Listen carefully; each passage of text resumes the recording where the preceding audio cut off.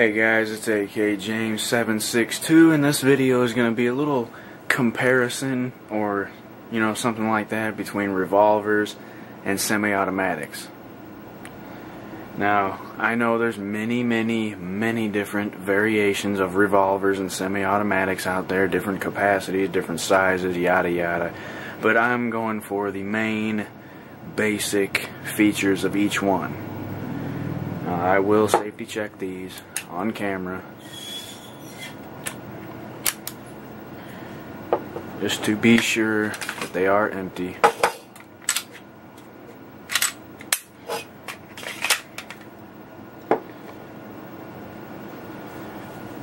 And one of the main features that you can obviously tell is that a revolver is fed through a cylinder. It's fixed to the gun, and you can only remove it during disassembly. You don't need to take the cylinder off to put more rounds in it. You just pop it open, put them in there, and you're good to go. The semi-automatics have magazines, obviously. This happens to be a Caracal. This is a 15-round magazine. They come in different, like I said, different variations of different guns, different magazine capacities, etc. Well, if you look at revolvers, revolvers are generally heavier, for the most part, than most semi-automatics. And obviously, they're fired by cocking a hammer back and pulling the trigger, or you just pull the trigger. And there's generally no manual safety on a revolver. There's no push button, flip the lever, whatever. The only safety is this and between your ears. The only safeties.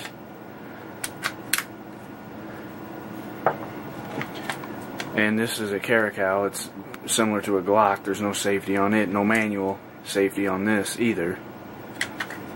So, I mean, once you cock around in the chamber, you're ready to go. And another difference, obvious difference, is the look of them. If you look at a revolver and you look at a semi-automatic, obviously you're going to be able to tell the difference.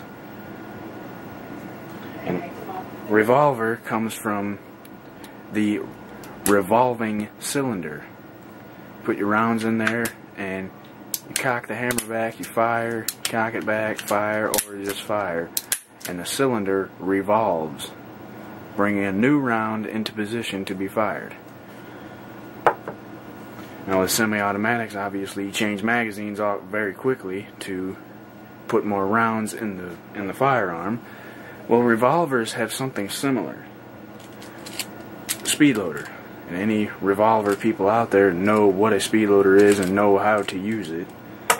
Obviously, if you're going to get a speed loader for a revolver, you need to make sure it is the right kind, because since the Bulldog I have right here is a 5-shot, obviously if I got a 6-shot speed loader, it wouldn't work all that well. So you have to get the speed loader for whatever gun, whatever revolver you will be using it with. I have a big Dan Wesson 44 Magnum, and it's a 6-shot, and I have 6-shot speed loaders for it. And another thing that's different between revolvers and semi-automatics is the sights. Generally, the sights are quite different. This one has the sights integrated into the top of the frame, and the Caracal has the straight 8 configuration. Most semi-automatics will have the traditional 3-dot, but I like the straight 8. I mean, I don't know about anybody else, but I kind of prefer the straight 8 to the 3-dot. Personally, I'm a little bit more accurate with the 8-dot with the straight 8.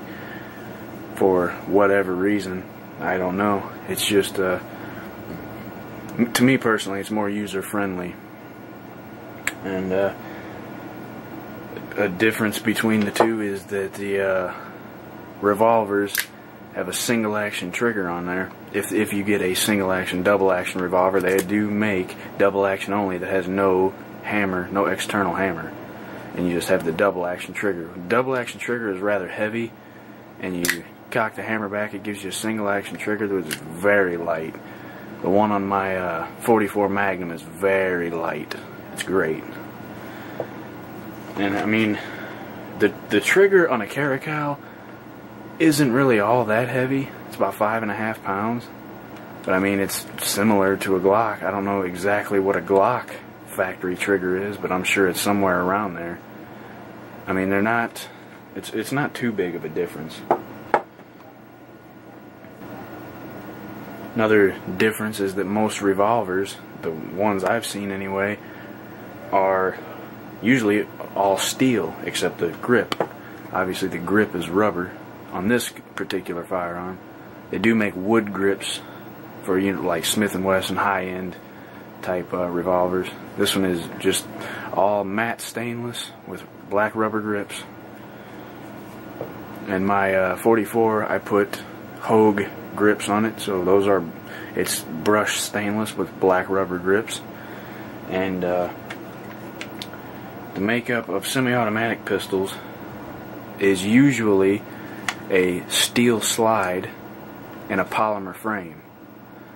That's how this Caracal is, and the magazines are all steel with a polymer floor plate and a polymer follower. So I mean, it makes kind of a difference with the weight. I mean, obviously these aren't really completely the same size, so obviously there's going to be a weight difference, but I mean the weight is pretty similar between these two. But if I were to bring out the 44 Magnum, that sucker is heavy. That sucker is heavy. I would say that fully loaded Caracal weighs about 2 pounds, 2.5 pounds, something like that. And with 5 rounds in this Bulldog, it doesn't weigh any more than what it does empty. I mean, 5 rounds isn't really all that heavy. My 44 Magnum's got to be at least 6 pounds, maybe 7. That sucker's heavy. But I mean, a big round like that needs to be heavy. Here's the 44 Magnum in all its glory. Big, huge. This sucker's heavy. Obviously, safety check it.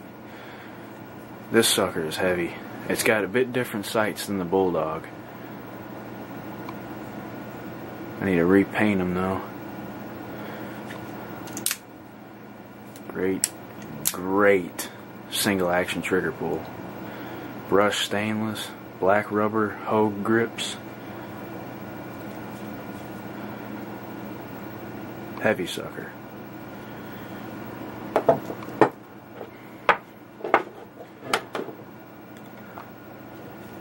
And this is not the only semi-automatic pistol I have. I have the 3 Fugly Stooges, the High Point 9mm 40 and 45. I know a lot of people like to hate on them, but hey, fuck you. That's all I got to say about that. Usually the cartridges in semi-automatics and revolvers are very different.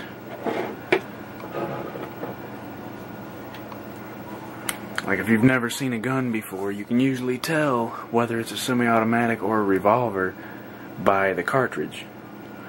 Because most semi-automatics are, you know, I'll start at 9mm because I don't really like the smaller 32 and all 25s and all that. I mean, that's just not my cup of tea. 9mm is the smallest I'll go. 9mm, 40 caliber, 45, 357 SIG, 10mm, all the little in-betweeners. And then those are all pretty much semi-automatic pistol cartridges. I mean, I've seen Charter Arms obviously has the Pit Bull. One is a 9mm, one is a 40 caliber. I have seen 45 ACP revolvers. And obviously when you look at revolvers, you think 38 Special, 357 Magnum, 44 Magnum, 44 Special, you know, small 22s. Obviously they make 22s in both. But and the Desert Eagle is a semi-automatic pistol that shoots a 357 Magnum or a 44 Magnum. But I mean, I won't put that in this video because I don't have one. The recoil is generally different. I mean, obviously it's a different cartridge for each one, but I would think that if you had a 9mm, like if I bought a 9mm Pit Bull from Charter Arms and fired it against this 9mm Caracal, I would bet that the Caracal would have less recoil.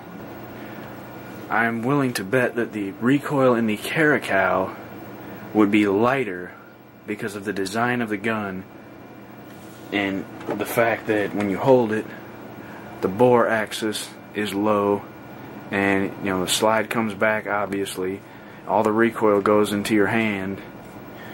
Doesn't really flip the muzzle all that much or anything like that. And revolvers don't have moving parts like that. So when you fire a revolver, all of the force from the round you're firing just comes back, flips the muzzle up, knocks it back into your hand, etc. I mean, people who fired guns know.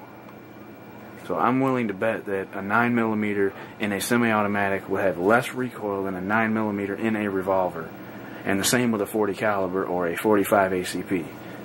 I mean, if anybody out there can prove me wrong, I welcome it. I mean, leave a comment, let me know, because I've never fired a 9mm 40 or 45 out of a revolver. I mean, video response, comment, send me a PM, whatever. But if you're going to be a dick about it, I'll just delete your comment and block you. You know, there's no reason to be an asswipe. But I mean, if you can prove me wrong, or you know for sure that there's a difference or whatever, just let me know. Tell me, because like I said, I've never fired those rounds out of revolvers. Well,